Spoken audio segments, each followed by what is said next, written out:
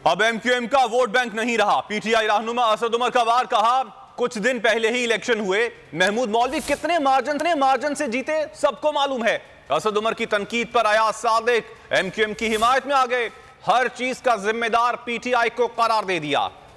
नहीं है, लेकिन कराची में वोट भाई मेरे इस वक्त इमरान खान का है। 3 को जोड़ लें या 13 को जोड़ लें, वोट इमरान खान। एमक्यूएम के दोस्त कहते थे कि हमें रोका जाता था कि इनके साथ रहो। 2 महीने पहले इलेक्शन हुए हैं, पहले महमूद मौलवी साहब का इलेक्शन हुआ है, फिर इमरान खान का यहाँ पे इलेक्शन हुआ है। जरा याद कराना को मुझे पसंद करेगा कि उसमें मुत्तहिदा को वोट कितना मिला था। बाप पार्टी यही कहती थी कि रवैया इनका ठीक नहीं, मेंगल साहब के मसाइल बढ़ते जा रहे थे इनके साथ, और वो भी ये कहते थे कि इज्जतदार कोई भी शख्स न्याजी के साथ नहीं रह सकता। कर लिया है मुत्तहिदा ने अपना फैसला।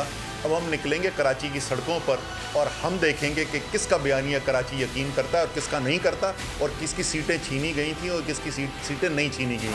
एमक्यूएम कहती थी कि हमें इस तरह बात करते हैं जिस तरह कि शायद हम इनके लिए इनके ज़ाती काम करते हैं।